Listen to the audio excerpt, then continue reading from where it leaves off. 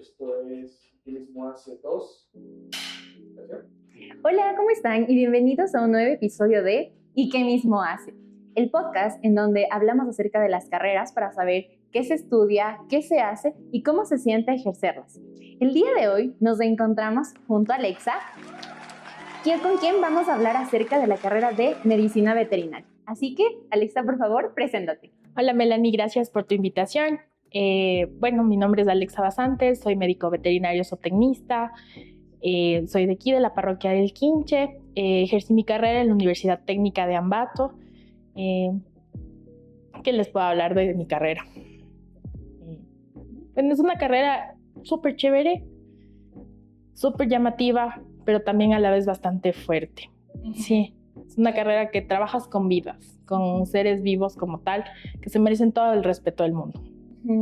Ok, súper bien. Muchísimas gracias, Alexa, por haber aceptado nuestra invitación. Creo que el día de hoy vamos a hablar acerca de esta carrera que es igual súper delicada, como tú nos mencionas, y vamos a ir viendo aspectos como bien puntuales acerca de la carrera. Antes de igual dar como por iniciar este podcast como tal, te comento que tenemos insertado el día de hoy una nueva dinámica en la cual salimos a preguntar a chicos de diferentes colegios cuáles eran las preguntas que querían saber acerca de la carrera, para que los chicos también tengan un espacio en nuestro podcast. Entonces, a medida que vayamos desarrollándolo, pues yo te voy a indicar cuáles han sido las preguntas para que tú también les puedas escuchar y puedas responder estas inquietudes, incluso para tener un poco más de cercanía. ¿De acuerdo? Súper, Alex. Entonces, bueno, quisiera que podamos empezar como un poquito por el inicio, ¿no? Por ahí que nos puedas comentar, nos estabas comentando que la carrera de medicina veterinaria es algo bastante súper chévere, pero también con cosas así como que delicadas. Quisiera que empecemos por ahí, como que nos cuentes qué es la medicina veterinaria.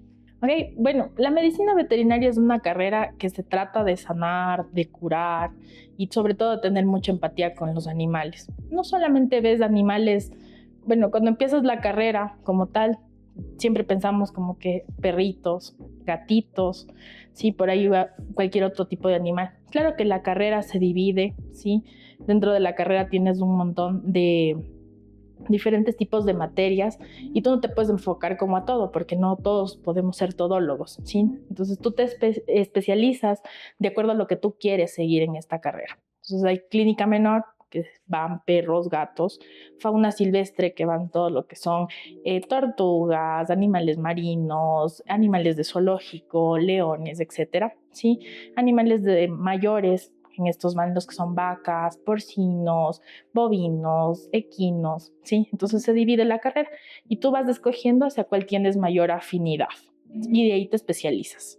Ok, o sea, no es solo con que se enfoca en la parte de los perros y gatos, sino hay incluso para los animales silvestres. Supongo que también, o sea, dentro del zoológico se aplica la medicina veterinaria. Sí, también. De hecho, muchos médicos veterinarios trabajan en el zoológico de Guayabamba, ¿sí? Y junto con los biólogos, porque esto es un conjunto, o sea, deberíamos tener en mente que no solamente vamos a trabajar nosotros solos, o sea, que siempre necesitamos un equipo mucho más grande, porque trabajamos con seres vivos, entonces siempre vamos a estar trabajando con distintas ramas, pero si nosotros nos encargamos de la parte de la salud de estos animales.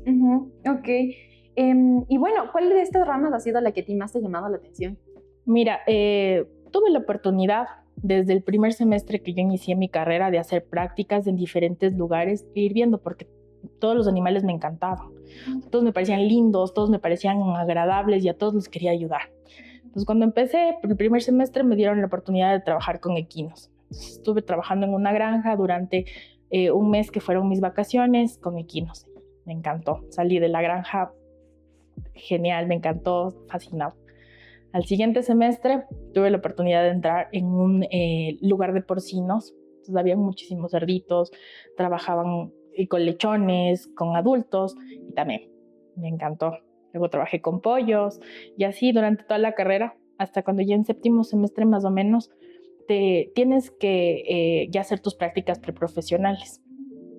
Y yo, en mi afán de saber a dónde mismo ir y qué mismo escoger, entré a hacer mis prácticas preprofesionales en una clínica en Quito.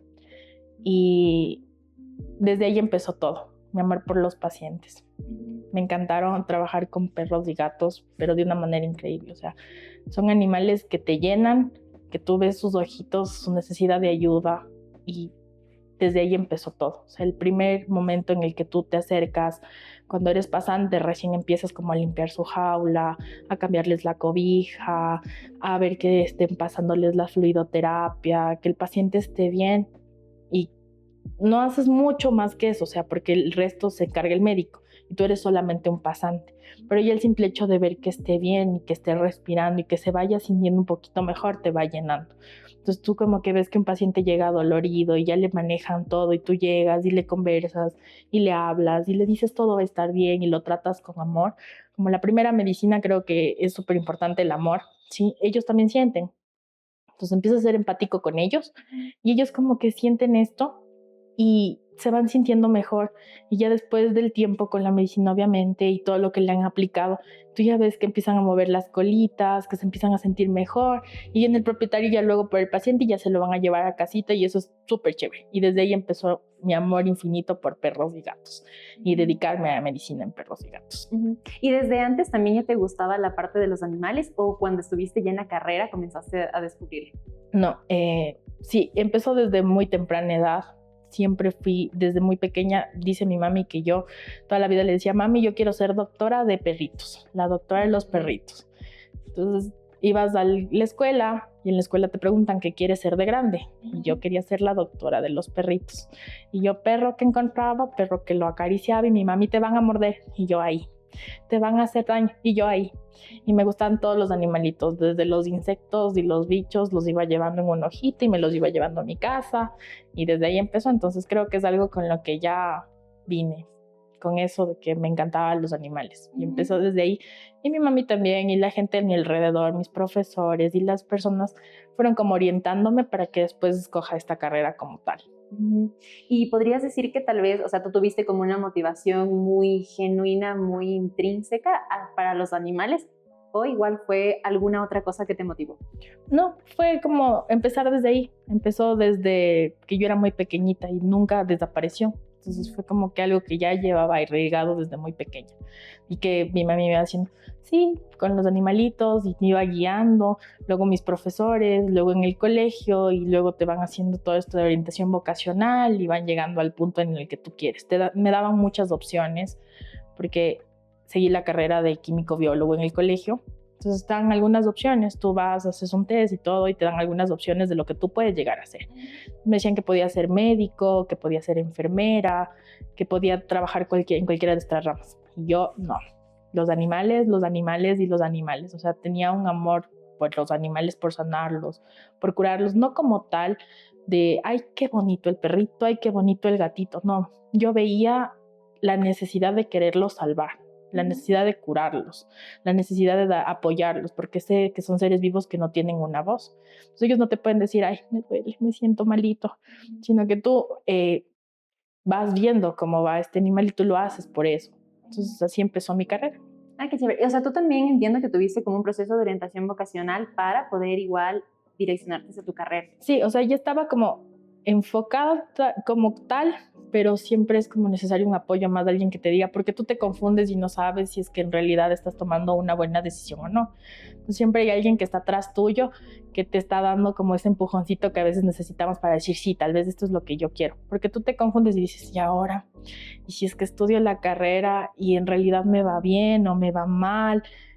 No sé. Entonces es como que necesitas a alguien que esté ahí para ti, que te diga, sí, te va a ir bien. Claro, que te dé como ese soporte y ese apoyo también. Entonces, bueno, tú en el colegio seguiste químico-biólogo. ¿Crees que igual se relacionó con la carrera para que igual sea tu primera opción de carrera o cómo crees igual que influyó lo que seguiste en el colegio? Sí, o sea, de hecho como que ya íbamos buscando y cuando yo empecé a estudiar, mi mamá me decía como que tienes que seguir algo con químico-biólogo para que sigas como veterinaria. Entonces decía, sí, ¿no? Entonces ahora busquemos en dónde. Me cambiaron de colegio, el colegio en el que estaba a otro, y ya empecé a seguir esta parte de la carrera. Y dentro de mi carrera como que sí, habían cosas como biología, una materia que recibía, que se enfocaba mucho como en los animales. Fue como que sí, en realidad esto me va gustando más. Luego había química, habían cosas como que iban relacionándose con cosas que ahora veo.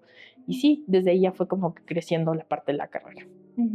Qué chévere, porque hay en algunas ocasiones algunos chicos que sí tienen como diferencia, digamos, siguen una especialidad en bachillerato que no tiene nada que ver después con lo que siguen en la universidad. ¿Tú qué recomendarías por esa parte? O sea, ¿crees que sí te ayudó a ti esto de seguir algo alineado a tu carrera también? Totalmente. O sea, creo que es más fácil porque dentro de mi carrera muchos de los chicos que estaban en primero o segundo semestre, al principio como que sí iban por esto que te decía, ay, es que a mí me gustan los perritos, me gustan los gatitos.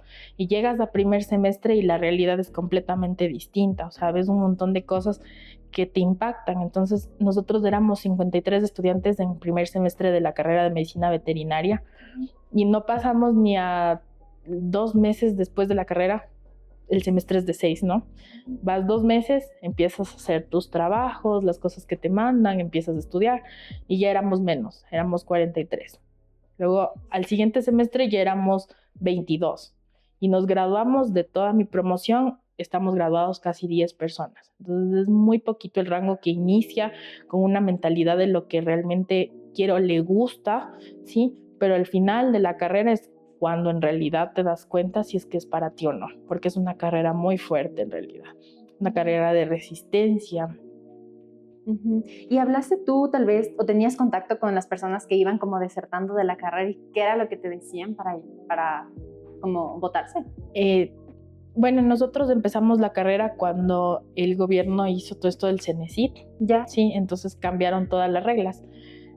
Te mandaban a diferentes lugares y dentro de nuestro cupo fuimos un montón de gente foráneos, o sea, fuimos del Puyo, del Tena, de Quito, de diferentes lugares a estudiar la carrera. Entonces, la mayoría como que al principio fue eso. Uno de los factores más importantes por los cuales se iban era porque extrañaban a sus familias, porque tenías que vivir solo y porque tenías que empezar con tu carrera solo, o sea, llegar a casa, no encontrar a mamá, papá, que estabas acostumbrado ya del colegio a vivir con ellos, ya tenías que manejarte solo. Y otros de mis compañeros nos decían que era muy fuerte, o sea, que veían cosas porque ya empezabas a estudiar en animales, en cadáveres como tal, sí, y ya empezabas a estudiar ahí. Y ya era como que ellos entraban, solamente veían eso y no, tenía compañeros que vomitaban, que se desmayaban y se iban, o sea, espantados. Y desde ahí ya tienes el examen, igual con un cadáver, ya lo quedan viendo y ya no quisieron volver más. Sí, y así poco a poco iban desertando mis compañeros. O sea, habían cosas también fuertes, o sea, como veo que existen factores externos también, factores ya propios de la carrera que les decían a los estudiantes en este caso que desertan de la carrera. Exactamente, sí. Ok, ahora, o sea, de lo que ahorita tú me vas comentando, es una carrera bastante completa y compleja, podría decir. ¿Cómo tú llegaste a conocer la carrera antes de que tú como que te insertaras como tal? Me estabas comentando que sí hubo como este proceso de orientación vocacional, que también estuvo como tu respaldo familiar también apoyándote, el conocimiento que tú también tenías, pero ¿cómo fue que llegaste en sí a tener como este conocimiento general acerca de la carrera como tal para decir, bueno, sí, me ingreso? Bueno, yo iba buscando y yo decía, tengo que buscar algo que relacionado, no solamente a ver qué tipo de animales son o qué razas son o cuál es su función en el ecosistema, ¿sí? Sino quería algo más como en medicina, porque mi pasión siempre fue como curar, sanar, ¿sí? Entonces, cuando ya empecé a buscar, encontré que ese era el adecuado, medicina veterinaria. Aquí vamos a ver todas las especies y vamos a tratar medicina como tal. Entonces, ahí fue como que ahí me di cuenta que esa era la carrera adecuada para mí. Ok. Y tal vez antes de eso tú fuiste como adquiriendo conocimiento como tal de, por ejemplo, qué sé yo, en internet, buscar qué es la carrera o cuáles son como las materias. Tal vez hubo de parte tuya también eso. Sí, claro, es que aquí en el Ecuador al principio solamente había una carrera que se llamaba medicina veterinaria o solo zootecnia o medicina veterinaria y zootecnia. Sí, entonces fui averiguando como de qué se trataba, sí, de qué era la medicina veterinaria como tal, de qué era la zootecnia como tal, y fui averiguando, sí, y siempre me gustó como que más enfocarme como en la medicina veterinaria, pero como te decía, yo tuve que salir fuera de aquí, fui a estudiar en Ambato, y mi carrera ya sí había como medicina veterinaria y zootecnia. Y la zootecnia es la parte de manejar animales de granja de producción. Y esa parte no me gusta mucho, ¿sí? Me gusta más como hacer medicina como tal, pero engloba mucho las dos cosas, ¿sí? También puedes hacer medicina en este tipo de animales de granja, ¿sí? Y ahí fue como que fui investigando si es que en realidad era lo que me gustaba.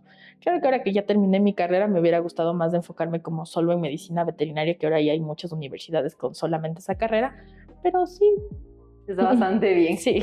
Ok, ahora para irnos adentrando como un poco más en la carrera como tal, vamos a tener como la primera pregunta de nuestro primer estudiante. Te lo voy a indicar y pues ustedes lo van a poder ver aquí en la pantalla.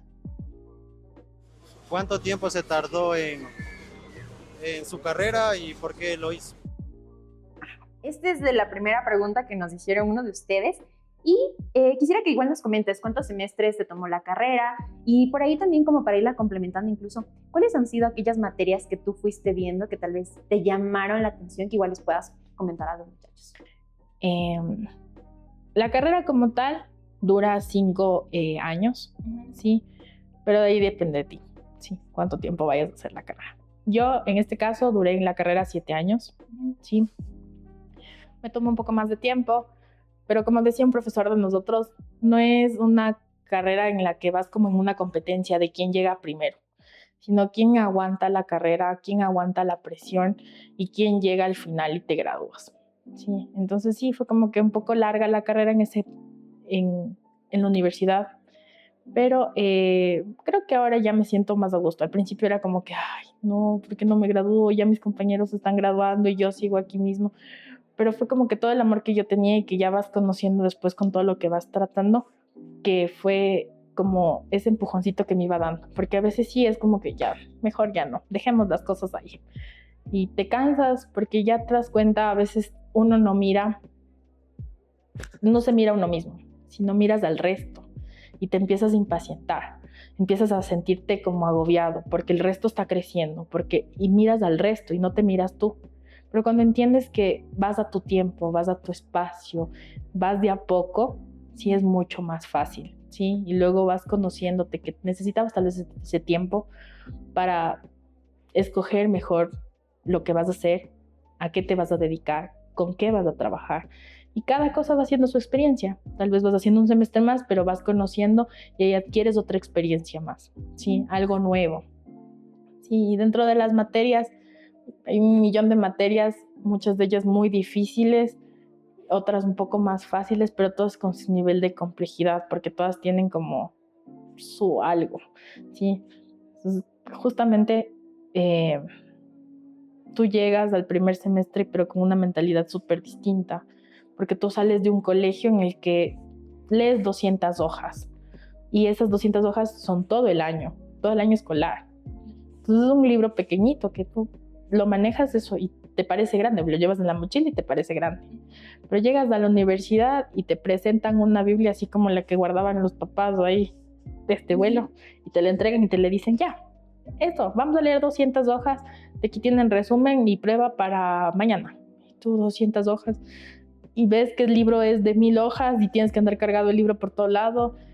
Entonces es como, bueno, ahora ya hay más tecnología y hay libros digitales y todo, pero antes sí teníamos que ir llevando las copias del libro de arriba para abajo, de arriba para abajo. Y sin la costumbre de la lectura se vuelve muy difícil. Al principio fue muy, muy difícil, pero ya luego poco a poco considero que tú te vas adaptando como todo y ya vas haciendo como una guía de estudio y te van ayudando tus profesores, como que vas avanzando poco a poco.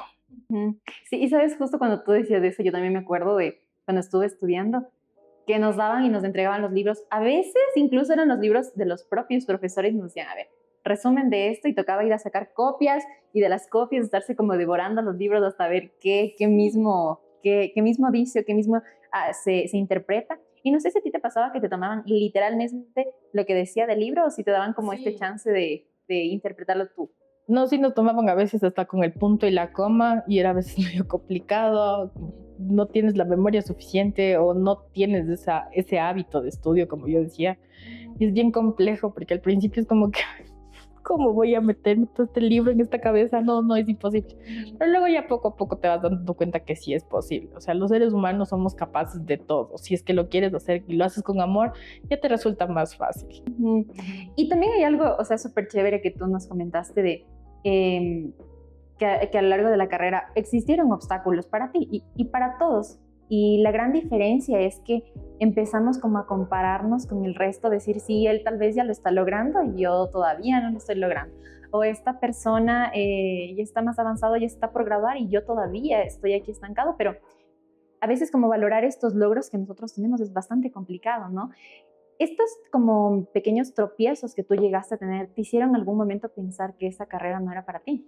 Sí, en algún momento sí dije como que, primero cuando al principio me sentía muy sola, sí estaba acostumbrada a que yo llegaba a mi casa, mi mamá estaba en casa, mi hermana también, mi papá también, todos en casa, y yo llegar sola y no llegaba a mi departamento y no había nadie, era muy difícil, o sea, era bien complicado en realidad. Entonces ahí fue como la primera, yo dije, se acabó, me voy, me regreso. Cuando yo empecé a estudiar, yo tenía direccionado dónde quería llegar, qué quería hacer. Entonces el CNESID te daba como 5 opciones para que tú escojas qué querías hacer. Y yo en todas mis 5 opciones puse medicina veterinaria, medicina veterinaria, medicina veterinaria, medicina veterinaria. Entonces tenía a dónde irme. La una era Quito, en Quito, sí, la Universidad Central del Ecuador. La otra era en la técnica de Ambato y las otras 3 eran en Guayaquil. Entonces mi mamá me decía, ¿estás segura que de donde te salga tú vas a ir? Y yo, sí, yo voy a estudiar medicina veterinaria aquí, allá o donde sea. Pero segura te vas, sí, me voy a ir. Y aunque tuve un buen promedio, sí, no sé cómo hicieron ahí, me mandaron a Ambato. Y mi mami, pero me voy. A la semana me regreso. Y mi mami, te metiste a soldado, ahora te toca. Y ahí fue como el primer tropiezo. Pero sí, poco a poco te vas acostumbrando, la gente, tus amigos, tus profesores, y te vas acostumbrando a la carrera. Después va pasando el tiempo y vas teniendo otros tropiezos dentro de la misma carrera. Tal vez una materia o algún profesor que no es afín con esto y ya otra vez te vuelves a deprimir y ya no quieres. Pero si en realidad estás consciente de a dónde quieres llegar, o sea, si ya has fijado tu punto y sabes que tú quieres ser, por más tropiezo que tengas, tienes una meta y esa meta se debe cumplir. Entonces esa fue como que mi incentivo para seguir. O sea, sí llegaba, me deprimía, lloraba, pataleaba, me quería regresar y todo, pero tenía esa meta. Después ya me limpiaba las lágrimas y decía, ok, no importa, vamos a seguir. Nos toca seguir. Tenemos un propósito y tu propósito es graduarte. Y tenía una amiga y mi amiga siempre me decía, lo vamos a lograr, vamos a ir adelante. Y yo, pero es que ya no podemos. A veces me ponía yo triste, a veces ella se ponía triste, ella me decía, vamos, tú puedes. Y yo le decía lo mismo a ella. Y así los dos poco a poco fuimos saliendo adelante. Y creo que, bueno, dentro de eso, tú tocaste como un tema súper fuerte, que también es como el apoyo externo que llegamos a tener, y que en ese caso, al menos como de tu red de apoyo principal, de tu familia, estaba, pero no era como que estaba presente. Entonces, para ti debió haber sido bastante complicado, incluso más fuerte, porque sí me trato de imaginar que el estar en un lugar completamente sola, claro que después, como tú dices, te vas ambientando con tus amigos, pero no es lo mismo tener como este apoyo de me fue mal en mi día a día, llego a casa y aunque sea alguien puedo ver y contarle, que llegar a casa y claro, completamente sola en ese punto. Pero también rescato lo que tú dices, que cuando tenemos como esa meta ya fijada y sabemos hacia lo que queremos, como que nada se vuelve imposible, sino a pesar de que existen como estos obstáculos, podemos avanzar y podemos seguir. Y también pues sería como un mensaje para ustedes si es que están estudiando fuera de su provincia, fuera de su lugar de estancia como tal, que se puede motivar, ¿no? Porque existe, así como a veces pensamos que somos como únicos como tal, entonces tal vez tú te veías así como solo yo estoy pasando por eso, pero no, existen varias personas que también están atravesando por eso y que nos podemos apoyar. Qué chévere que tú hayas tenido como el apoyo de tu amiga, porque eso también es importante. Sí, éramos un grupo grande, como decía, éramos muchos foráneos en un mismo sitio. Vivíamos en el cantón más pequeño del Ecuador, que se llama Ceballos, y ahí vivíamos un montón de gente que éramos de distintos lugares y empezamos a ser como una comunidad universitaria. Entonces todos como que salíamos, nos llevábamos, pero nos cuidábamos entre todos. Y siempre estaban pendientes de nosotros las autoridades, porque cuando hubo dentro de nuestra carrera un paro, como que veían quién eran foráneos y nos llevaban como insumos y cosas así. Entonces fue como que sí tuvimos el apoyo externo había gente que nos alquilaba y que nos arrendaba, que se volvieron también como parte de nuestros papás, nos veían, nos vigilaban. Sí, ya la gente nos empezó a conocer, entonces era como que las personas de las tiendas, de los lugares, entonces empezaron a ser nuestros amigos, nuestros vecinos, como que fue chévere. Pero obviamente hay que tener mucho cuidado ahora, ¿no? No puedes confiar mucho en todas las personas porque no sabes qué educación llegan a tener. Claro. Por ahí va encaminada las. Ujú. Y ahora cuando, bueno, o sea, tuviste este apoyo, igual este respaldo, ya en tus instancias finales como tal, siempre existe como esta parte de la tesis, del examen complexivo para realizarlo. ¿Por cuál de los dos fuiste tú ya como que llegando incluso a ese camino final? Que a veces esa decisión también es un poco complicada. ¿Qué nos puedes comentar de eso? ¿Qué te digo? Cuando ya estás como a punto de llegar a la meta, es como que te da desesperación de ya quiero acabar, quiero terminar, ya quiero que esto se acabe, porque has pasado por algo tan complejo durante tanto tiempo que ya cuando llegas al final es como ya, como sea, quiero terminar como sea, pero ya quiero terminar. Sí, entonces a veces no piensas bien, ahora me arrepiento un poco porque yo di el examen complexivo, sí, pero me hubiera gustado hacer como algo de investigación, sí, teníamos el apoyo en la universidad, habían las cosas necesarias para hacer las tesis y todo, pero creo que fue mi afán por querer ya graduarme que hice el examen complexivo, ¿sí? No fue fácil tampoco porque a diferencia de la tesis que tú vas haciendo como tu propia investigación y tú vas sabiendo de qué se trata, al final cuando ya les defiendes porque tú mismo lo estás haciendo es mucho más fácil. En cambio, cuando haces el examen complexivo es un examen total de todas las materias desde primer semestre hasta 10º, con todo, con un porcentaje menos, un porcentaje más de las materias principales, de las materias que eran como de relleno, sí, pero sí es difícil porque tienes que leer un montón de preguntas, te dan como cuestionarios, aparte que los profesores sí te preparan, como tienes un semestre específico para que te vayan preparando y guiando cómo va a ser el examen, cuáles son casi las preguntas que van a estar enfocadas en los temas en los que van a estar enfocadas las preguntas que van a estar ahí. Pero igual son un montón de preguntas. Imagínate acordarte algo desde el primer semestre hasta el último. Pero bueno. Claro, y más que todo son las materias también de relleno, porque me dices que esas también van. Todo, va incluido desde lenguaje, tics que veíamos en ese tiempo, todo, va incluido todo. Piensas que es como que solamente las últimas materias, las más importantes. Tienen un peso, sí, las más importantes como el 70% y las menos importantes del 30%, pero están ahí, están incluidas y habían preguntas que cuando yo iba dando el examen decía, ¿y esto cuándo me dieron? Creo que ni siquiera no me acordaba haber visto ya en el examen, o sea, cuando nos prepararon nunca vimos la pregunta y cuando ya estuvimos en el examen, ¿qué era esto? Ya no te acordabas, era imposible de acordarte, pero bueno. Bueno, entonces debió haber sido para ti bastante complicado también la parte del examen porque engloba un montón de cosas, pero también está como este hecho ya de la satisfacción de haber terminado una vez que terminas el examen, sabes que es lo último y es como que listo, terminé, acabé. Sí, es una satisfacción grande, se siente tan cómodo como que terminar con algo que empezaste, pero llegas a una nueva realidad, o sea, ya tienes tu título, que es todo a lo que llegas, a lo que anhelas, tener tu título, ser el médico veterinario, que ya te pongan tu capita, tu museta y todo lindo, ya eres médico ante la sociedad. Pero ahí es donde empieza en realidad tu carrera, ¿sí? De ahí en adelante es donde en realidad te das cuenta que todo lo que te decían tus profesores empieza ahí, en ese momento, cuando te decían estudien, porque cuando ya salgan a la vida profesional van a hacer las cosas distintas.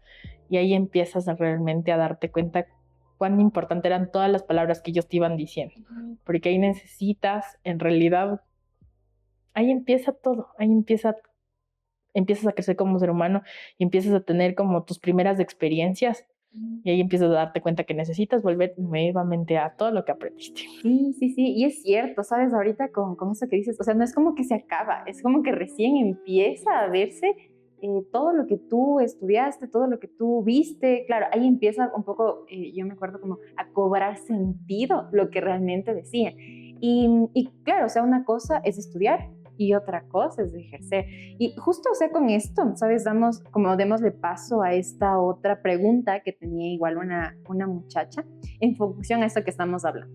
¿Cómo es su trabajo y eso? cómo es su trabajo? Ahí vamos como a la parte de cómo es el trabajo, cómo es el día a día de Alexa como médica veterinaria. Mira, siempre que me preguntan esto, les respondo con lo mismo. Yo no trabajo. Yo no trabajo. Yo tengo un hobby de tiempo completo, de 24 horas. Amo tanto mi carrera que no la siento como un trabajo. No es un peso para mí el tener que levantarme, vestirme todos los días con filipina e ir a atender a mis pacientes. Porque es para mí, se convirtió en algo de mi día a día. O sea, yo me siento tan contenta con lo que hago, que llega un paciente, un cachorro chiquito a hacerse atender y ya te llena. O llega un paciente geriátrico, o llega un paciente enfermito, y tú ya empiezas como a ver qué es lo que le pasa y lo empiezas a medicar y luego el dueño te escribe y dice, sí, ya se encuentra mejor, mi perrito ya está bien, gracias doctora, y eso te empieza como a llenar por completo. Entonces yo me siento bien y eso es como con lo que me nutro, con el agradecimiento de todas las personas que a lo que tú haces algo bien, te ves recompensado. Entonces nunca me he sentido como que en un trabajo, nunca te he dicho, ay, tengo que ir a trabajar y ay, otra vez. No, nunca me ha pasado ese tipo de cosas hasta ahora. No sé si más adelante, porque somos seres humanos, llegamos a cansarnos en algún momento. Pero por ahora no. Llevo ya 6 años trabajando en la parte de medicina veterinaria en diferentes ámbitos. Sí, y en estos 6 años que llevo trabajando, hasta ahora no me he sentido como así, agobiada, estresada, porque creo que escogí algo que en realidad me gustaba. Cuando algo haces con pasión y con mucho amor, como que no te interesa el tiempo que lleves a hacerlo, porque te sientes bien en ese lugar. A veces yo justo ya me hago mi desayuno, voy a desayunar y doc, una vacuna, doc, una consulta. Y pues bueno, mi desayuno se queda ahí, yo voy, hago lo que tengo que hacer y luego regresaré, ya podrá estar frío, pero no es que me moleste, porque es como que me siento bien con lo que estoy haciendo. Entonces, todo mi día se basa en eso. O sea, yo voy, pacientes, regreso.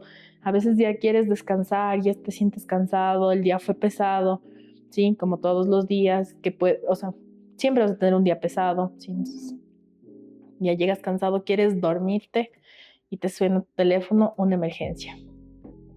Y tú no puedes decir como que, ya, una emergencia, listo, que vaya en otro lugar. No, tú ya tomaste la decisión de lo que ibas a hacer. Pues una emergencia es una vida, ok, me levanto y vamos de nuevo. Y voy y hago todo y he tenido que velar pacientes durante toda una noche, quedarme con él, viendo que esté respirando, viendo que esté bien, viendo que pasándole su medicina, ¿sí? Entonces, todo eso abarca como la carrera, ¿sí? Y por más que yo quiera, tengo cosas que hacer también, pero mi tiempo libre lo puedo ocupar tranquilamente haciendo las dos cosas. Entonces hago cosas que me gustan y también hago parte de mi carrera que también me gusta. Entonces lo complemento de esa forma. Claro. Y más que todo, algo que me llamó la atención es que, bueno, te llaman y de alguna u otra forma es porque confían en ti. O sea, porque confían en ti, depositaron en tu confianza, tal vez ya te llevaron al animalito y tú lo tienes como en seguimiento. Y supongo que para ti debe ser como complicado si te llaman una emergencia. No, adiós. Claro, no, ya no puedes dormir. O sea, es como que tú no le puedes decir no, o no estoy, o no me encuentro. O sea, si puedes ayudar en ese momento, con mucho gusto. Ha habido ocasiones en las que sí, o sea, tienes que viajar o te vas, te especializas o sales de viaje por alguna otra razón y te llaman y te dicen, Doc, mi perrito está con esto, el otro, ¿qué hago? Pues recomiendas a otra persona, ¿sí? Derivas al paciente a otro lugar donde sabes que lo van a tratar de la misma manera que tú y cuando regreses le dices, ok, vengan, veamos qué pasó, si ellos se sienten en confianza, porque a veces es como que mandarlos a otros lugares que no confíen en eso. Pero entiendo que hay muchos más médicos y que te pueden echar una mano ahí. Sí, y eso es bueno también como tener esta red de apoyo profesional como tal, en el que tal vez si es que tú no puedes solventarlo como tal ese caso, siempre hay alguien que puede echarte como una mano. Y saber reconocerlo, creo que es buenazo, porque a veces llegamos a ser como muy egoístas y decimos, no, solo yo los atiendo y yo hago esto, pero como tú dijiste igual al inicio, no somos todólogos y puede haber algo que no lo manejemos a un 100% y está bien aceptarlo y poderlo derivar, que viene siendo parte como de la ética profesional. Exacto, sí, es que no puedes nunca englobar todo, porque como te decías, medicina es muchísimo, son muchas cosas que engloba todo y tú no puedes decir, yo sé de todo, ¿sí? Si algo para ti no es correcto, no sabes, mejor no actuar por intuición, por querer hacer algo y hacerlo mal, ¿sí? Porque estás trabajando con una vida, ¿sí? Entonces lo derivas, sabes que va a estar mejor y en este caso como que preguntas cómo les fue, cómo le va, qué está pasando y ya. Y hasta ahí llega tu trabajo, como que sin necesidad de generarle mayor daño. ¿Y cuándo fue, por ejemplo, todo existe, todo tiene un inicio como tal? Ahorita tú ya lo ejerces y lo haces incluso de forma mucho más, a veces podríamos decir como autónoma, aunque cada persona, en este caso, cada paciente, cada perrito, cada animalito, llega a ser como diferente. Pero siempre hubo un inicio del, bueno, vamos a ver qué es lo que mismo hago. Quisiera que también vayamos como por esa parte, que nos cuentes cómo fue tu primera experiencia de una práctica preprofesional, podríamos decir, en la que, porque tú nos contabas que, bueno, desde el primer semestre te vinculaste como tal, pero ya como tal existen otros semestres en los que eran de prácticas. Quisiera que tú me comentes cuál fue como esa primera experiencia como de práctica preprofesional. Al principio, qué miedo. O sea, tú llegas a un hospital con renombre, que es súper grande, reconocido, donde no trabaja solo un médico, si trabajan como 4 o 5 médicos, cada uno especialista en un tema. Hay cirujanos, hay anestesiólogos, hay dermatólogos, hay odontólogos, hay médicos de medicina interna, ya todos con su especialidad.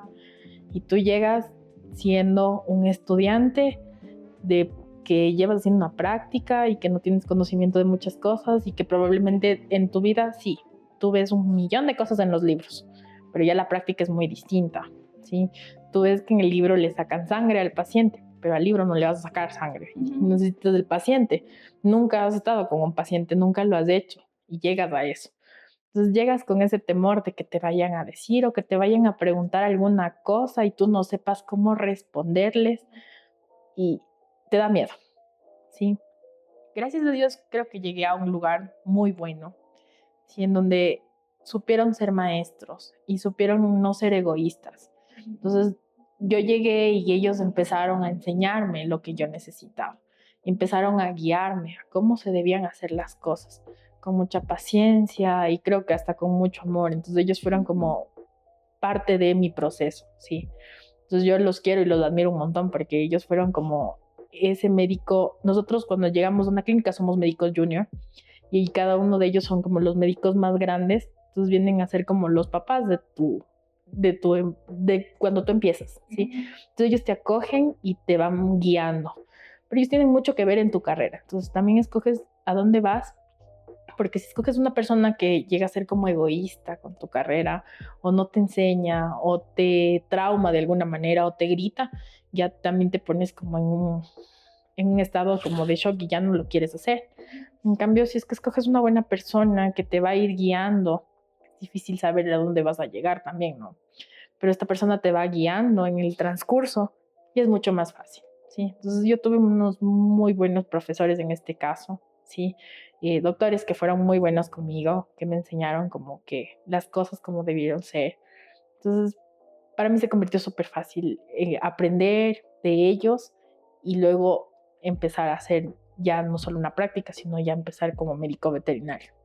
Yo salí de mis prácticas preprofesionales después de 2 años de estar con ellos en clínica y antes de graduarme conseguí un trabajo. Ajá. Entonces ya tenía un trabajo y en ese trabajo yo trabajaba como médico veterinario. ¿Sí? Y ahí empezó mi carrera. Mi jefe también era súper chévere. Mi jefe era como, ok, tú eres el médico, haz lo que tú quieras. Ah, bueno. Necesito que me guíes. Y él, no, yo confío en ti, confío en todo lo que tú sabes. Y ahí empieza nuevamente. ¿Y ahora qué es lo que yo sé? Si te llega tu primer paciente y no quieres hacer las cosas mal, porque no le quieres hacer daño, y empiezas a recordar todo. Y vuelves a estudiar nuevamente. Y sacas todos los libros que tenías empolvados porque ya no te servían para una calificación buena, sino que ahora te sirven para generar salud en ese paciente. Y vuelves nuevamente. Y empiezas a aplicar todo lo que aprendiste. Y empiezas a llamar por teléfono y decir, guíame, necesito tu ayuda, esto me pasa, ¿cómo empiezo? ¿Qué hago? Y empiezas poco a poco. Y luego vas generando experiencia, porque no es que de cero ya eres el mejor profesional, sino que todo tiene su proceso. Y empiezas a ganar experiencia y como quien dice cancha, y te vas volviendo mucho más experto en lo que vas haciendo. Entonces ahí empieza tu trabajo. Qué chévere. O sea, justo, bueno, terminaron tus prácticas, tú seguías estudiando todavía y tuviste este chance de conseguir como Un este trabajo. puesto de trabajo, tu primer puesto de trabajo.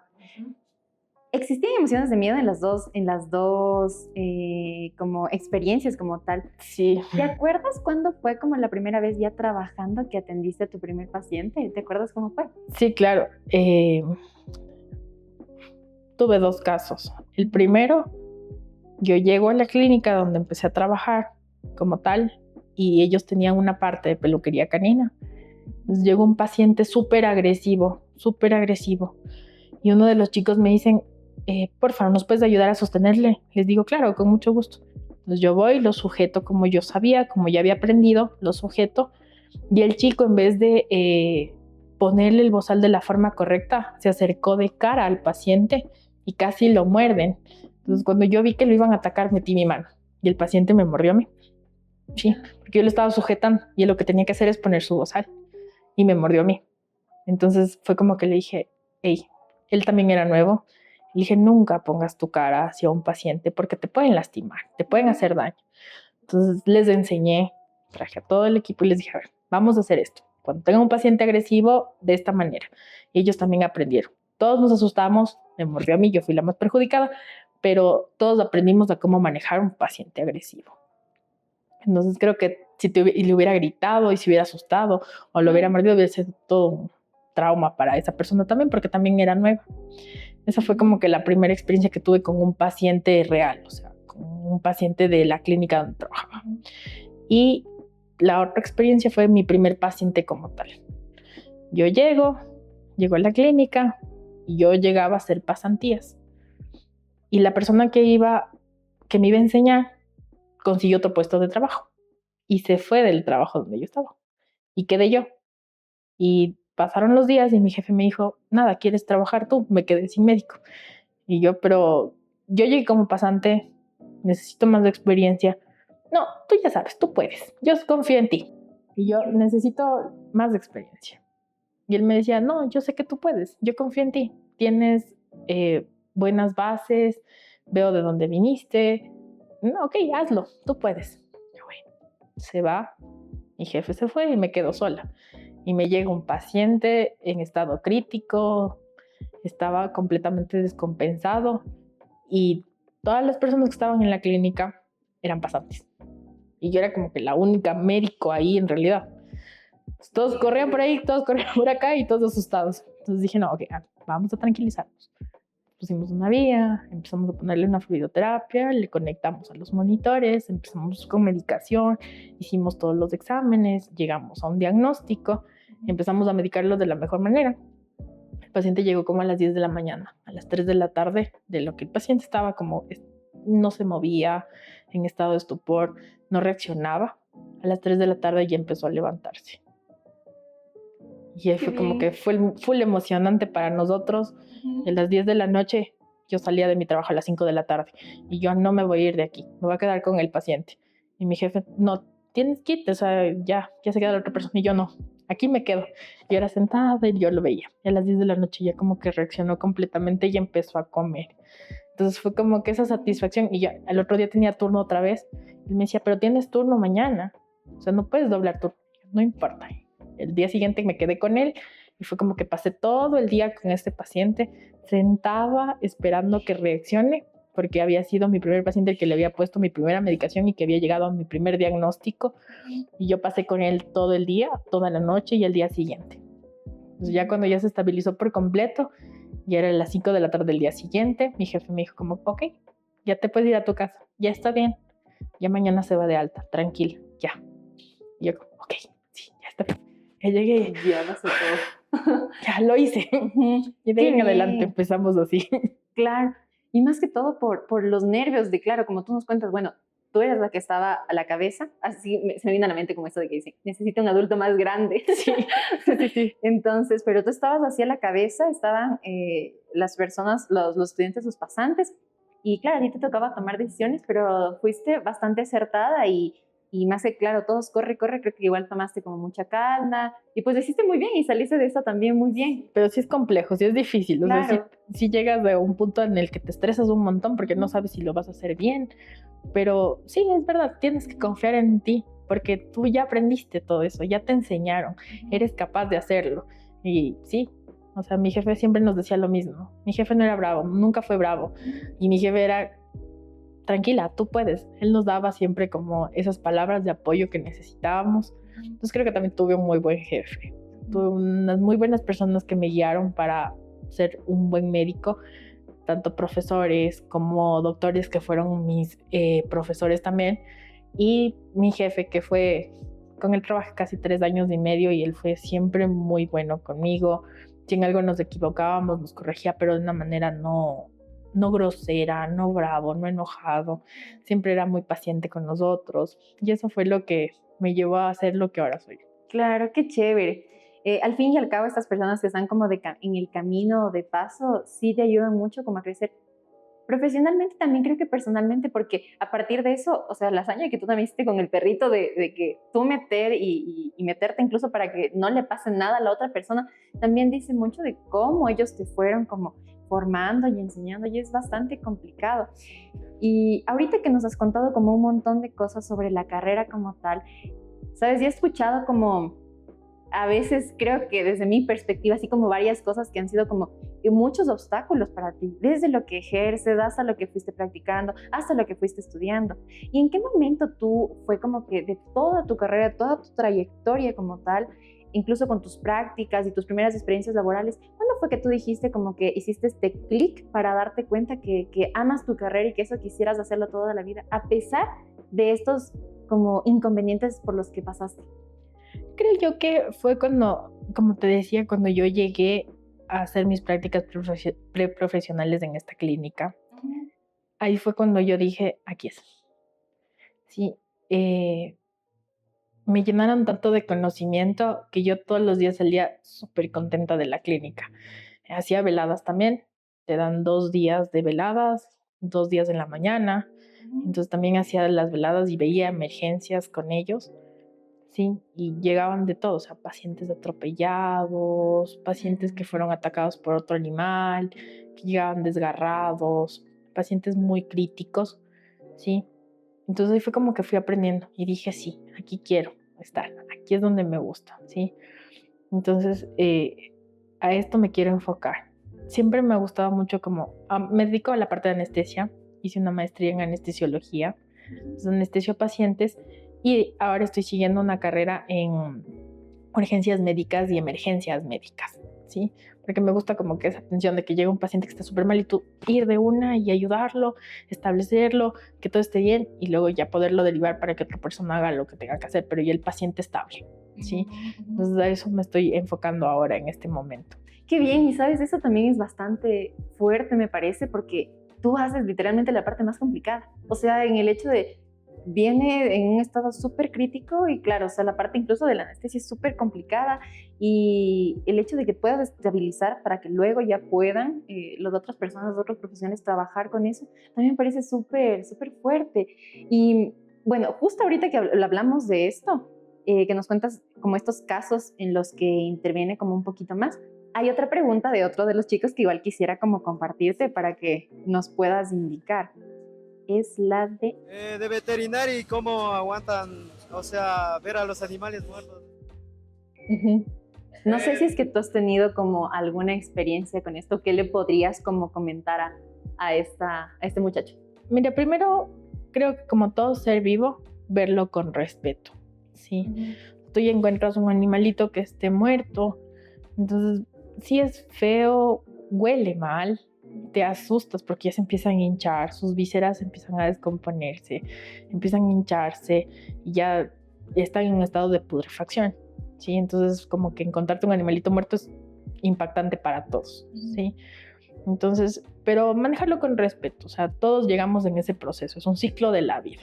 Entonces, si encuentran a algún paciente muerto que lo atropellaron y ya no pudo llegar a un hospital como tal, mira, si es que puedes tú enterrarlo para evitar como el contagio de cosas internas que pueda llegar a tener el paciente, gases y todo, hágalo, ¿sí? Sí es fuerte, pero es algo que nos toca hacer. Ujú. Algo que también tú lo tienes, por así decirlo, que saber sobrellevar, porque también está el otro lado, ¿no? ¿Qué pasaría si tú te llegas a descompensar, te pones súper nerviosa, no sabes manejar tus emociones? Y claro, ¿qué es lo que harías en ese caso? Entonces, es importante, desde la calma que tú nos has comentado, que todos esos casos los has ido llevando así. Supongo que es la forma más ideal, ¿no? Sí, o sea, una cosa es encontrarte con un paciente muerto, como tal, ¿sí? Y otra cosa es llegar a la parte en la que, ¿qué hacer cuando tienes que eutanasiar a un paciente? Sí, y justo después igual vamos como que a ahondar esa parte con más profundo porque hay igual algún chico que nos viene a preguntar eso. Y también, bueno, con este tema de los animalitos que ya se encuentran sin vida, ¿qué es lo que te dijeron tal vez? Esto te habían mencionado antes que posiblemente podrías tener en la carrera, te habían mencionado esto, no sé, tus familiares, tus profes del colegio, ¿te mencionaron esto antes o qué era lo que te mencionaban de la carrera? Nunca me mencionaron que me iba a encontrar con esa parte, o sea, todo era la parte chévere y nunca me contaron que me iba a encontrar con una parte no tan agradable, ¿sí? Pero esto se va dando como en el transcurso del tiempo, o sea, como que tú vas viendo y llegas y sí, obviamente, como te decía, es un ciclo de la vida. Nacen, se reproducen y llegan a la parte final, mueren, ¿sí? Entonces es como que nadie quiere que su paciente se muera. O sea, te acostumbras tanto y nadie quiere que llegue esa parte tan dolorosa. Pero sí es súper fuerte, o sea, es algo que tienes que aprender a guiar tus emociones ante todo esto. Y no solo porque no es tuyo, porque a veces llega un paciente que no es, necesariamente no tiene que ser tu mascota, sino que es la mascota de alguien más. Y ahí empieza la parte de la empatía, porque a ti también te duele ver a la persona que trae el paciente que está mal o que ya falleció, y te duele verlo, a las personas adultas, verlas llorar, sufrir por su amigo, por su compañero, y llega un niño y tú lo ves gritando y llorando por quién fue su amigo, con quién jugaba. Entonces tú tienes que ser más empático en cuanto a cómo guiar, cómo enseñarles, explicarles por qué pasó lo que pasó, ¿sí? Y sí, es doloroso al principio, yo no podía con esto, o sea, para mí era bien duro, o sea, era yo, el paciente, los propietarios y yo. Y todos en una misma sala, sin saber si yo lloraba primero o el resto. Entonces, tienes que ser muy fuerte, ¿sí? O sea, va a llegar algún momento en el que va a pasar esto, ¿sí? Y hay que ser muy fuerte en este caso. Claro, y tal vez podrías decir que es una de las cosas que menos te gusta o existe alguna otra cosa que tú digas, eso es lo que menos me gusta de mi carrera. Es una de las cosas que menos me gusta. Es muy doloroso verlos partir y más cuando tienes como la experiencia. A mí me pasó, tuve un paciente de 16 años, mi compañero de vida, de universidad, de colegio, para todo lado conmigo y falleció en mis manos, le dio un infarto. Entonces fue una de las cosas más fuertes que tuve que vivir. Pero aparte de que esta sea una de las experiencias más feas, también viene que a veces tú quieres ayudar a los pacientes, pero a veces no hay la parte económica.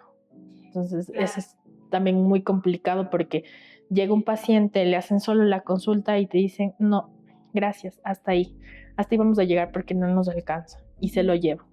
Y tú no sabes cómo actuar ahí. A veces queremos ser buenas personas, ¿sí? Y tú quisieras dar una mano, pero imagínate la cantidad de animalitos que hay en el mundo.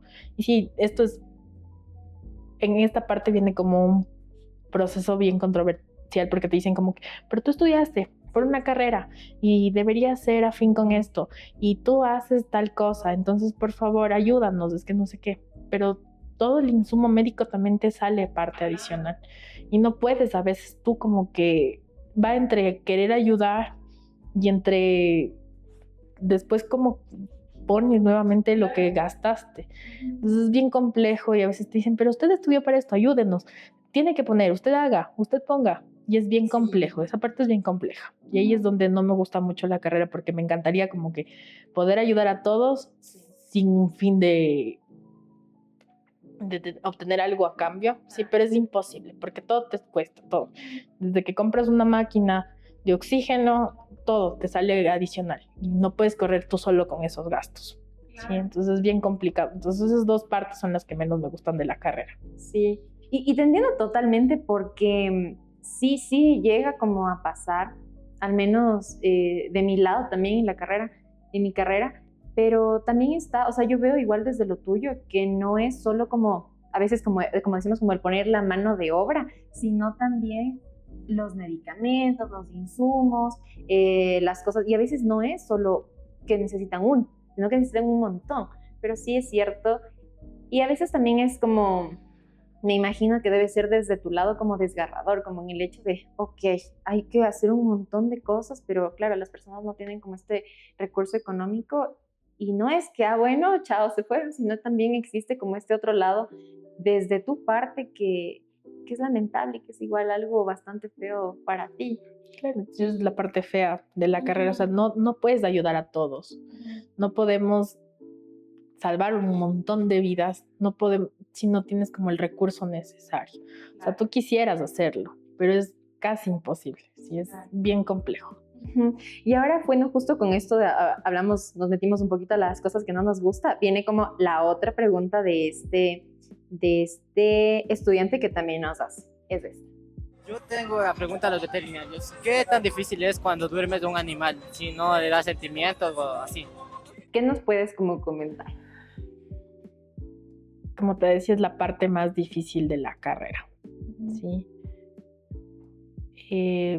Tú tomas una decisión primero viendo qué tiene tu paciente, ¿no? Llegas, haces un examen y miras si en realidad está tan grave como para que ya tengas que optar por una eutanasia, ¿sí? Porque hay pacientes que sí, a veces te dicen como que ya no, ya está muy viejito, pero tiene las posibilidades, o sea, necesita de un tratamiento. Y la alternativa no es la eutanasia. Pero sí hay pacientes que ya llegan con un cáncer terminal, por ejemplo. El cáncer es súper doloroso. Hay metástasis en todos sus órganos. El paciente está súper crítico. Ya no come, pasa solo vomitando, pasa solo con diarrea, ya no se para. El paciente está sufriendo, le está pasando muy mal, ¿sí? Entonces tienes que tomar la decisión, ¿sí? Y tú les das la alternativa a los propietarios de que puedes hacer esto. Entonces, ellos lo escogen, lo piensan, ¿sí?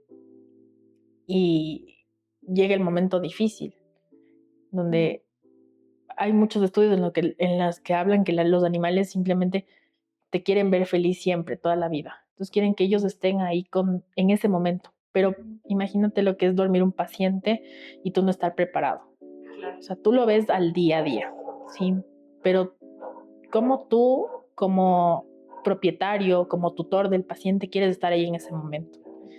Y a veces es difícil porque te dicen, no, hágalo nomás, no quiero estar ahí. Y aunque tú sabes que el paciente necesita del apoyo, que él te quiere ver por última vez, ellos no quieren estar, se asustan, les da miedo, ¿sí? Entonces es bien difícil como tratar de explicarles de esto, que decirles, mire, abrácelo, trata de que él no se vaya solo, que se vaya recordándote, ¿sí? Que seas la última persona que va a ver. Y es bien difícil porque es tu amigo, se volvió en la persona, el ser vivo que va al lado tuyo, que está contigo, que te acompaña, que duerme contigo, que come contigo, que pasa contigo, que está en todo lugar contigo, ¿sí? Entonces es bien doloroso y para nosotros como médicos, aunque no hemos vivido las experiencias que tú tienes, todo lo bueno, todos los recuerdos que tú tienes de él, también es feo verte mal y es de lo que te hablaba, de la empatía. A mí me duele un montón cuando llegan con niños a despedirse de un paciente geriátrico y los niños se ponen a llorar y se botan al piso y empiezan a gritar. Y como adultos también, hay adultos, jóvenes, niños. He tenido padres de familia que incluso los he visto agacharse y arrodillarse y ponerse súper mal. Yo trato de conversar con ellos y trato de hablarles y decirles del por qué vamos a llegar a este punto. Sí, trato de explicarles de la manera más empática posible. Me gusta mucho esta palabra porque es algo que ya no hay. La empatía es algo que a muchas de las personas les falta, ¿sí? Pero es algo que a mí no me gustaría que me pase. A mí no me gustaría que mi perrito esté mal, llegue y venga alguien y te diga, no, sí hay que dormirlo. Ya, se acabó. Así, tan cruel, tan frío. Entonces trato de ser como tratar de que eso no te pase, que te vayas por lo menos con un recuerdo bueno en un momento malo, ¿sí? Entonces sí es doloroso para mí también y me ha costado mucho entender y llegar a este punto. Al principio era full doloroso para mí, no lo podía hacer. Yo tenía que hacer la eutanasia y yo era en mar de lágrimas, salía corriendo, lloraba, me descompensaba y me ponía súper mal. Fui haciendo terapias de duelo que me fueron como que ayudando a esto, pero sí, es que sí te duele. O sea, imagínate, tienes un paciente que pasa hospitalizado 3 días, que has pasado con ese paciente, que duermes con ese paciente, que le das de comer a ese paciente, pero que ya no va más, que su sistema ya está completamente mal y que tienes que después de esos 3 días tienes que tomar la decisión de dormirlo. Y ese paciente tiene una familia. Entonces es muy duro, es muy complicado, es muy doloroso para nosotros. Una parte muy fea. Sí, o sea, entonces tal cual no es que no existan sentimientos, no es que no sea doloroso, no es que sea una experiencia como que, lo hacemos y ya.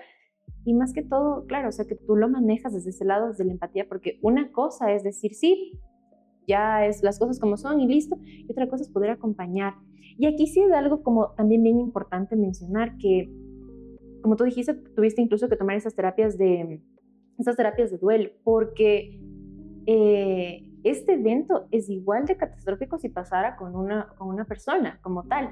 Entonces, y a veces se ve como, no sé si en algún momento te ha pasado a veces, si es que van con niños y papás y existe esto de, pero solo es el perrito, solo es la mascota y no se da como este lugar para este duelo que es igual de válido con una mascota que con una persona. ¿Te ha pasado alguna vez? Creo que en todo este tiempo a mí no me ha pasado, pero yo he escuchado de compañeros a los que sí les ha pasado. Sí, y de igual manera me pasó a mí, pero en mi caso, sí, cuando falleció mi perrito, decían, pero es solo un perro, es solo un perro. Y esa palabra, el es solo, era mortal para nosotros, porque para nosotros era como un miembro más de la familia, era mi compañero de vida, era quien me acompañaba en todos mis viajes. Yo iba y regresaba de Ambato con él todos los fines de semana, él acostado en un lado del bus y yo al lado de él, y era con quien compartía. De hecho, yo conversaba con él y le decía cómo me fue mi día. Entonces era mi compañero en general, todo el tiempo fue mi compañero. Entonces no era solo es el perro, ¿sí? Entonces algo más que eso. Pero ahora ya las personas van teniendo mejor educación y ahora ya es distinto. Y ahora yo he visto que ya sí les duele, igual que a nosotros, el pasar por este proceso. Claro. Porque ya concientizaron que no es el perro, es un miembro más de la familia. Claro. Y es igual, o sea, de válido el duelo que se siente por los animalitos a que el duelo por las personas. Y es igual de válido el llanto y el sufrimiento que se experimenta por cualquier animalito, por cualquier ser vivo, que es igual súper importante reconocerlo como tal y no solo como menospreciar ese sentimiento, que también es súper importante. Ahora, pasémonos como de la tristeza, podríamos decir, como de la emoción de la tristeza como tal, a la parte del miedo, porque justo teníamos a otra estudiante que también quería hacer como una pregunta relacionada a eso, y es la siguiente que también la vamos a mostrar. ¿Qué hicieras si llega un animal que le tuviera mucho miedo y le llega a atender? Esa es otra.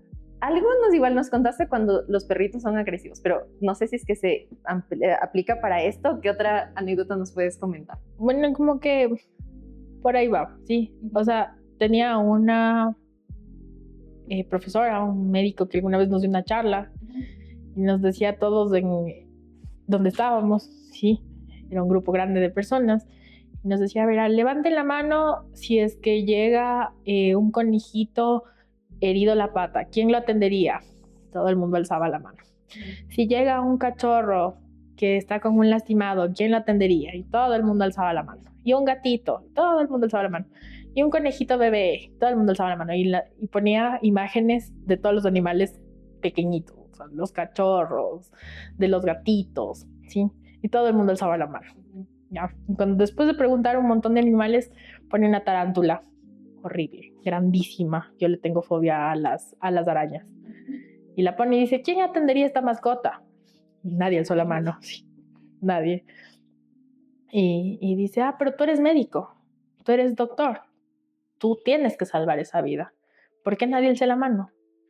Es válido tener miedo. Tú le puedes tener miedo a todos los animales que tú quieras, porque es parte de ti. Y si es que no lo puedes, sí, y todos merecen atención médica y todos los pacientes tienen que tener ese respeto que te decía, pero hay que derivar. Si tú no puedes con ese paciente, hay que derivarlo. Para eso hay ramas y hay especialistas para cada paciente. Y si tú ves un animal que te va a dar muchísimo miedo, de preferencia mejor no te metas con ese animal y déjalo que lo haga alguien que en realidad no le tiene miedo y que puede trabajar de mejor manera. Porque el miedo también te hace tomar malas decisiones. Sí, con el miedo tú puedes confundir y hacer malas cosas. Como yo te decía, no somos todólogos. O sea, no es que vamos a trabajar con todos los animales y a todos les vamos a trabajar de la misma manera. Cada uno tiene órganos distintos, cada uno tiene una fisiología distinta, cada uno tiene su cosa distinta. Y de hecho, entre la misma especie, uno con otro es distinto. ¿Sí? Todos tenemos que manejarlos de manera individual. Y de igual manera este tipo de especies. Entonces, manéjala con respeto. Y el respeto es decir, ok, ser sincera, yo le tengo miedo, por favor, te recomiendo tal persona, derívalo, llévalo para allá. Que lo puedan hacer. ¿Sí? Entonces, si es que puedes como que ayudarle con alguna cosa, no lo vas a tener que tocar hasta que el otro médico pueda venir si es que está muy grave, como por ejemplo oxigenarlo, ¿sí? Hasta que otro médico venga y lo pueda trabajar, ok. Pero si es que en realidad no sabes como del tema, es mejor evitar y no hacerte el machito de que lo voy a coger ni nada, porque puedes hacerlo mucho daño, ¿sí? Yo, como te decía, tengo fobia a las arañas, me dan muchísimo miedo, sí. Entonces yo si veo una araña es como que prefiero hasta ahí. Y sé que tengo pacientes que tienen tarántulas de mascotas y yo, ok, llévala a tal lado, en tal lado te ayudo, sí. No me meto con ellos. Y ya. Pero qué loco, me llama la atención quién tiene tarántulas de mascota. Sí, ahora no está bien, pero sí hay personas. Ok. Sí, ajá. Pero sí, o sea, igual lo que tú nos comentas, el miedo es igual una emoción igual de válida como las otras y también se me viene a la cabeza como con respecto a los límites que debemos también nosotros tener como profesionales. Y ahí viene también la parte del código de ética de cada una de las profesiones. Entonces, bueno, digamos, dentro de mi rama, también existe algo similar a lo tuyo, que es cuando el caso te llega a sobrepasar o es algo muy fuerte para ti, o incluso tú tienes que analizarte, a ver qué es lo que yo puedo trabajar y qué es lo que no voy a poder trabajar, porque esto ya es algo muy personal y me llega a afectar. Y en tu caso veo que es similar, igualito, si es que hay algún animal que no lo puedas ver o que tengas fobia o que tengas miedo, lo correcto, ok, hasta aquí puedo yo llegar, esto no, y mejor derivamos al contacto, a los contactos profesionales que se tengan. Es totalmente válido. De igual manera, cuando tienes como un paciente que es tuyo, es propio, es como en los médicos, no te dejan trabajar con tu propio familiar. En los animales tal cual, ¿sí? Entonces no es que me tiene su paciente y me dice, míralo, o sea, hay cosas que yo podré hacer.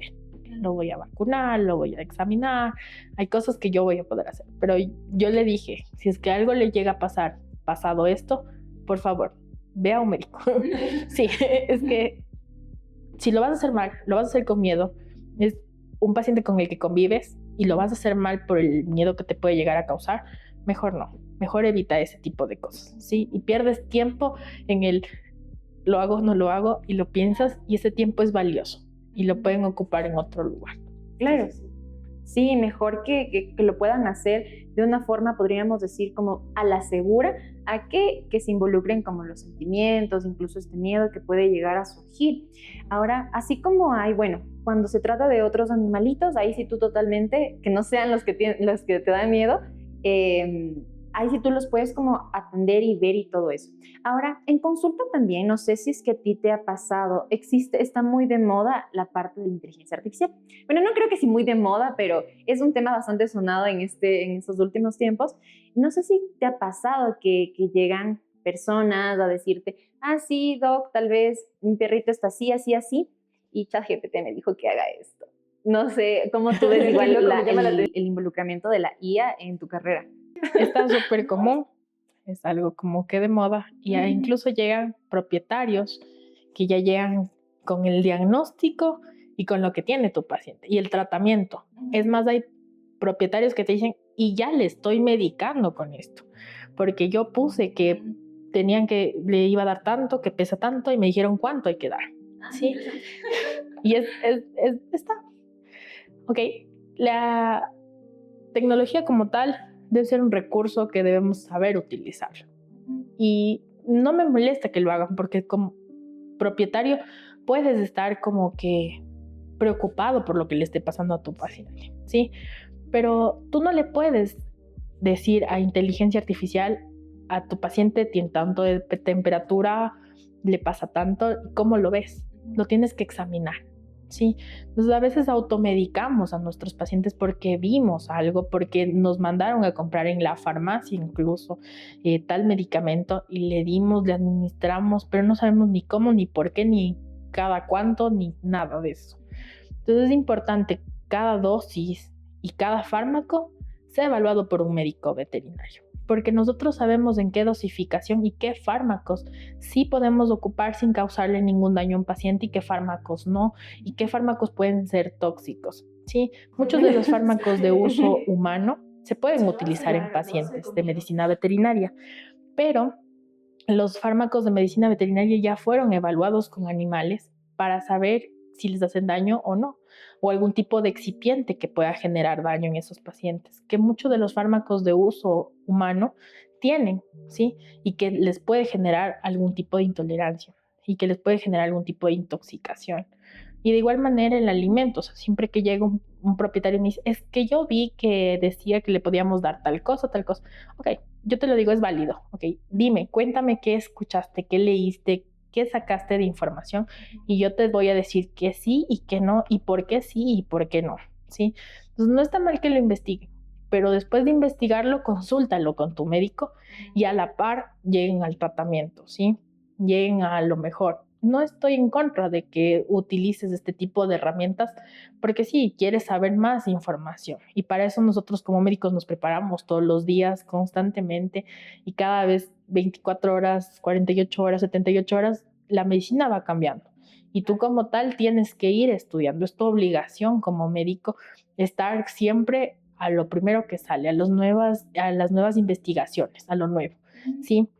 Pero tú como propietario también tienes que ir a la par con tu médico. O sea, busca un médico de confianza con quien puedas conversar de lo que tú leíste y poder llegar a algún acuerdo, ¿sí?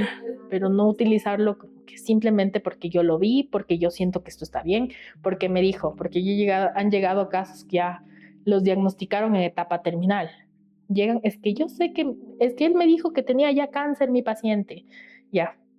Nunca le hicieron ningún examen, nunca le hicieron un eco, y cuando en realidad tenía solamente un nódulo inflamado o era algo de tipo inflamatorio. Entonces, diste algún antiinflamatorio, bajó la inflamación y el nódulo que tenía simplemente desapareció.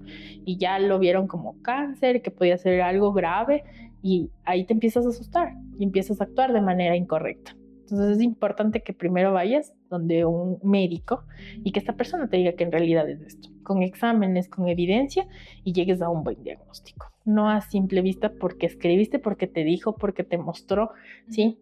Es una herramienta como tal que me parece súper buena, pero hay que saber cómo utilizarla. Claro, y más que todo, creo que de lo que tú nos cuentas, en este caso la inteligencia artificial no tiene como también el poder incluso para tener esta proximidad, obviamente con el perrito, o sea, o con la mascota, o con el animal, de tal vez palparlo, tocarlo, revisarlo, con todo lo que tú igual ya conoces, cómo verlo como tal, y a eso, o sea, como para llegar al diagnóstico. Y a eso justamente viene como que esta otra pregunta, que sería como la última que tenemos de los chicos para que puedan tener como su intervención, que es este de acá.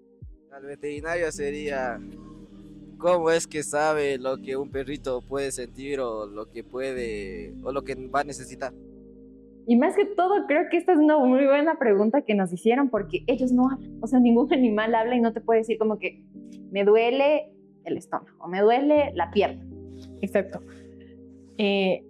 Ahí es muy complicado como que saber qué le pasa al paciente, ¿sí? Por esa razón, bueno, y llegando a este punto, cuando vayan al médico veterinario traten de ser honestos. nos van a ayudar mucho, porque para llegar al diagnóstico final nosotros vamos haciendo un proceso, ¿sí?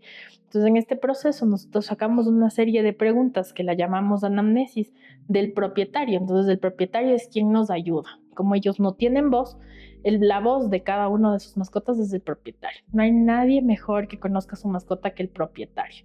Es más, hay propietarios que te dicen, mi gato está tosiendo raro, o mi gato cada que maulla se lo escucha diferente, no es el mismo gato.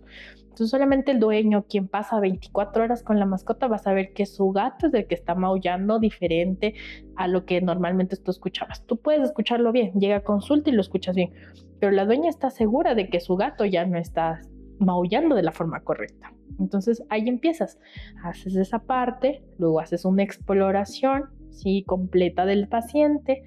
Después te vas a exámenes complementarios, ¿sí? Y después llegas a un diagnóstico y luego su tratamiento. Entonces es un proceso que te van enseñando en la universidad de cómo tienes que ir manejando cada cosa. Entonces tú haces como una lista de problemas de todo lo que tienes, vas separando de esta lista y vas llegando como a la mayoría de enfermedades que parece que puedan tener como similitud en la misma enfermedad, con los mismos síntomas, que puedan asociarse. Y luego vas descartando y al final ya con los exámenes complementarios llegas a un diagnóstico definitivo. Y al llegar al diagnóstico definitivo empiezas con un buen tratamiento, ¿sí? Pero es todo un proceso. O sea, empiezas desde el conversar con el tutor de tu paciente. Y ellos son quienes te dan la mayor parte de información en este caso. Y ahí empiezas. Por eso es que nos gusta cuando llegan los niños, porque los niños son honestos. Y los niños te dicen en consulta, está vomitando, y el papá te dice no, y el niño sí, ayer papi, ayer. Entonces ahí tienes como la información. Ellos son súper honestos y ahí como que tú y haces repreguntas y vas formulándoles de distinta manera hasta que llegues a tener la información que tú necesitas para ir guiándote a qué puede llegar a tener la mascota. Y obviamente está desde verlo desde cuando llega. Entonces tú ves, llega como caminando, decaído, llega arrastrando el miembro posterior, llega rascándose, y tú ya vas viendo como que desde ahí qué le pasa. Y después ya poco a poco vas llegando al diagnóstico, paso a paso. Desde que entras, tú miras cuando ya llega tu paciente y tú ya te das cuenta cómo llegó, cómo entró caminando, si se estaba rascando, si estaba cojeando, qué le pasaba, si entró como con una posición rara de dolor, y luego la palpación, y vas poco a poco. Claro, y que, o sea, es súper interesante también, porque va desde la observación, desde lo que te dicen también los tutores, los dueños, y de ahí sigue, obviamente está todo este proceso diagnóstico también, y ahí contrastamos que pues no es todo siempre con la IA que te puede dar así como la amplitud de información que tal vez tú con la experiencia que tienes, con los conocimientos que tienes, lo vas a saber cómo llevar muchísimo mejor. Exactamente. Y este proceso del diagnóstico sí es bastante amplio como tal, y supongo que lo debes ir ejerciendo, o sea, realizando como en diversos ámbitos. Y también a eso yo quería como irte preguntando, como aquel ideal. Nosotros siempre tenemos así como nos contabas al inicio, como una meta, como un hacia dónde yo quiero ir. ¿Cuál sería como ese trabajo de tus sueños que tú nos podrías decir que quisieras tener? O si es que igual ya lo tienes. Bueno, como les decía, no me molesta mi trabajo. Me agrada un montón. Yo ahora tengo un consultorio, sí, es privado y me gusta trabajar ahí, sí, pero me gusta como que los retos más fuertes, sí, me gusta ayudar de una manera mucho más fuerte. Entonces, mi sueño es en algún momento trabajar en una clínica muy grande donde entren 1 millón de pacientes, donde puedes ayudar a un montón de pacientes. Entonces, eso lo haces como en un lugar muy grande. Me gustaría trabajar en un hospital, sí, grande. Yo he trabajado en hospitales, es muy demandante de tiempo, sí, pero es algo que me gustó en realidad, sí. Trabajé casi 4 años en un hospital donde trabajaba casi 48 horas, más o menos, sí. Tenía como un día a la semana libre, pero velaba, trabajaba en la mañana y velaba en las noches, sí, pero me gustaba, o sea, me encantaba como que ese trabajo que tenía. Sí, era como muy demandante de tiempo, no tenía vida social, pero era lo que me gustaba. me sentía llena, completa. Y ahora es como que lo que estoy buscando. Entonces, por eso es que cada vez me voy preparando cada vez más para trabajar en algún momento en algún tipo de hospital, en algún lugar grande. Es súper donde importante, la incidencia de incluso pacientes era desde súper que grande. Entonces, entra pasas todo el el día paciente, ocupado o sea, trabajando haciendo lo que te gusta.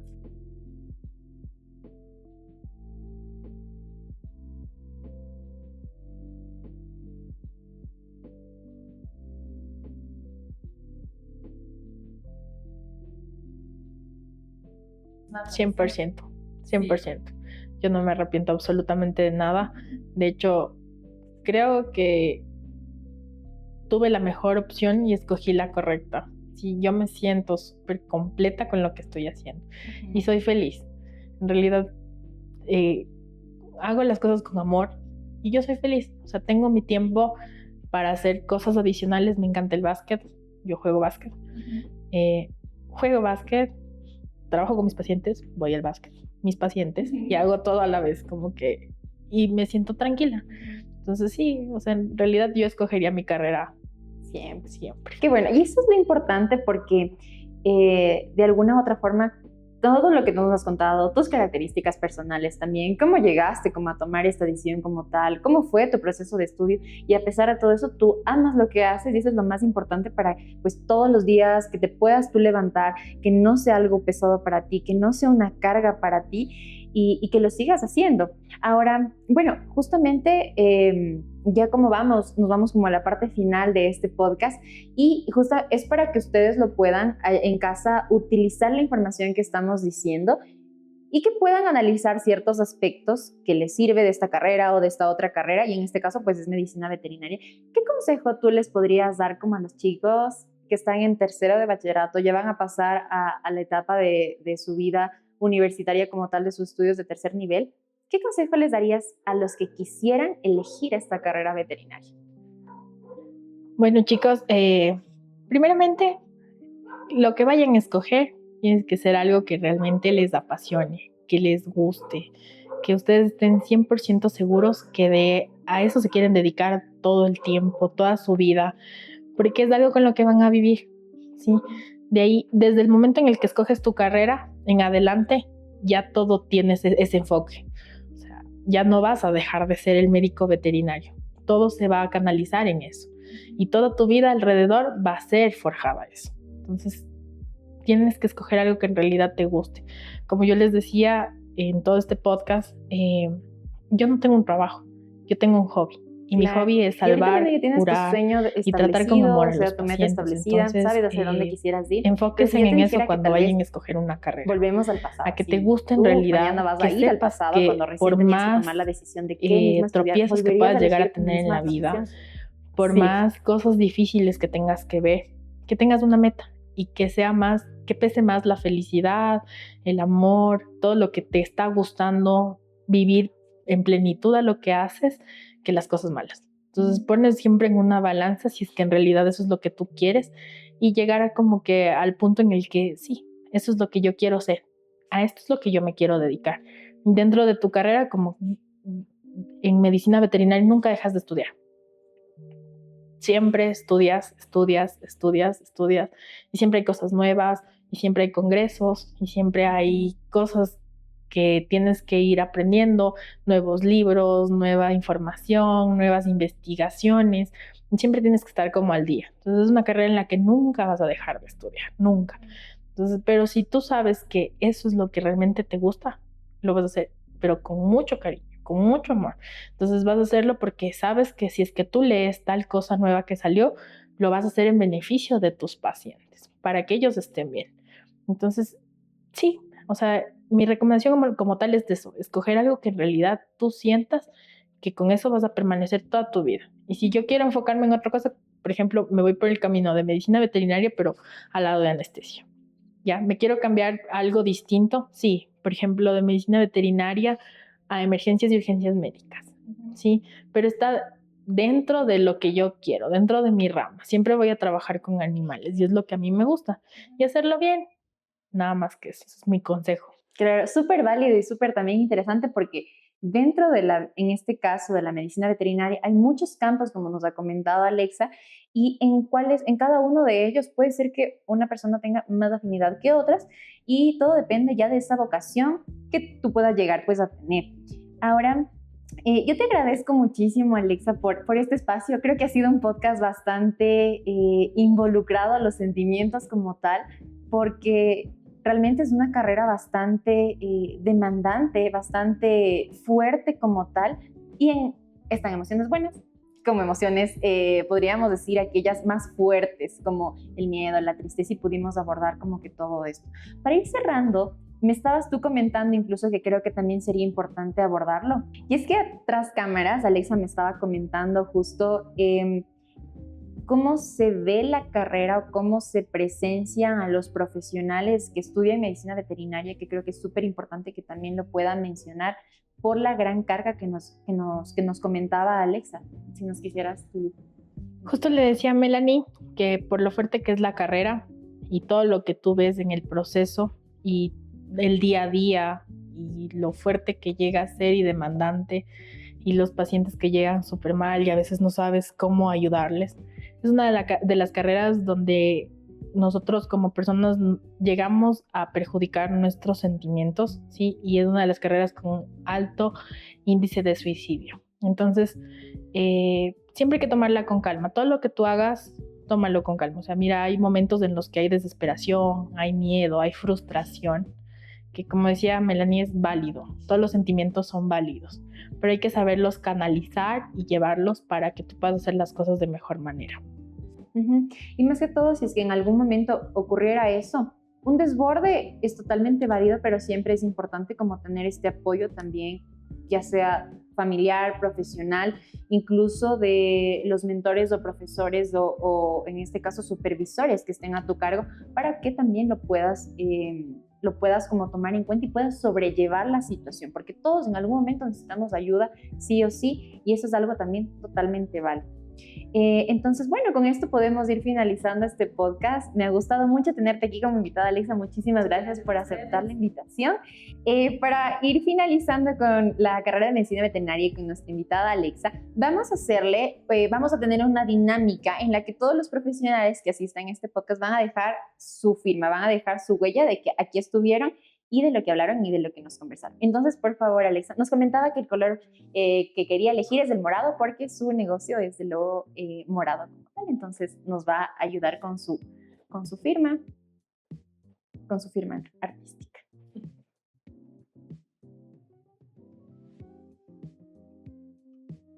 Listo. Súper bien. Tal vez quisieras ponerle aquí tu profesión, ¿sí?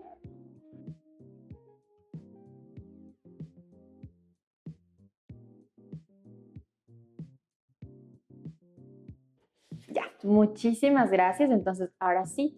Y bueno, quisiera que nos comentes tus redes sociales para que igual las personas que te vieron pues puedan buscarte. Ok, bueno, yo les agradezco. Espero que lo que les haya dicho les sirva un montón y puedan de esa manera escoger una carrera afín a sus gustos y se sientan preparados para ser felices, porque en el mundo nosotros tenemos que buscar algo para nosotros ser felices, para llevar nuestra vida plena, ¿sí? Bueno, nosotros estamos ubicados aquí en El Quinche, en la calle Sucre y Menoví. Nuestras redes sociales son Frodo Rafaelo en Instagram y en Facebook y en Twitter. Así que ya le pueden ir a buscar. Entonces, bueno, con esto podemos cerrar. Muchísimas gracias por vernos el día de hoy. Esto fue ¿Y qué mismo haces con Medicina Veterinaria? Chao, nos vemos pronto.